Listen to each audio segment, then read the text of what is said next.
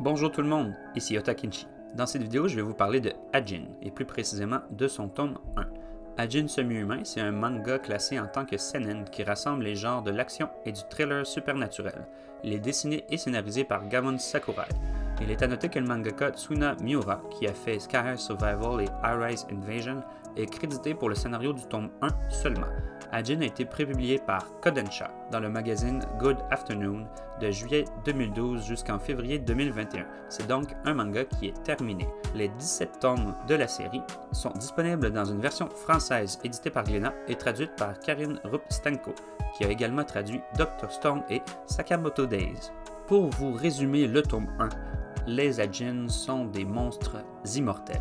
Ils se cachent parmi nous alors qu'ils ne sont humains qu'en apparence. Du moins, c'est l'opinion publique sur les Ajin. En réalité, on n'en sait que peu de choses à leur sujet et le gouvernement est encore en phase d'expérimentation. Dans le premier tome, on suit Kai Nagai, qui est un élève modèle aspirant à la médecine.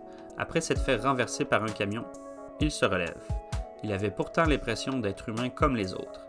Il est alors poursuivi par la police et les chasseurs de tête, puisqu'une prime est offerte pour sa capture. Il doit donc fuir ses camarades de classe et sa famille. Au moins, un ami d'enfance de confiance va l'épauler. Est-ce que Kai va se cacher dans les montagnes et vivre en solitaire, ou bien rejoindre les autres Ajin? À mon avis, Ajin, c'est un manga qui est tout de suite intriguant. Certaines bases de l'univers sont données, mais il reste encore beaucoup de zones grises et d'ombre entourant les Ajin. Bien que l'on soit face à un manga qui est avant tout porté sur l'action, le pitch de base du scénario est assez intriguant. En vrai, le concept m'a accroché dès le premier tome.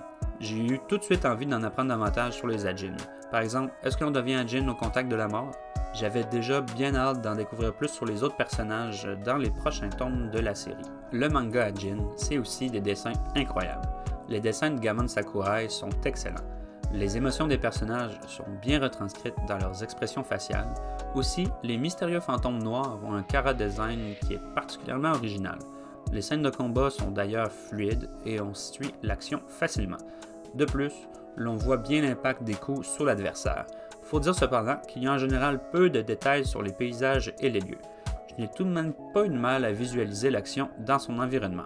Il est à noter qu'on a droit à quelques pages couleurs au début du tome et c'est un bonus qui est toujours bien apprécié. Bref, si vous êtes fan d'action et de thrillers supernaturels, il faut lire Ajin. Vous ne devriez pas être déçu de votre lecture. Moi, dès que j'ai lu le tome 1, j'ai foncé pour lire la suite de la série et je ne l'ai pas regretté du tout. Je vous invite à écouter l'épisode sur Ajin du podcast La 5e de couvre dont je vais vous mettre le lien dans la description. C'est vraiment le podcast qui m'a convaincu de tenter le manga. Et voilà, c'est tout pour cette vidéo. Merci de votre écoute et à la prochaine!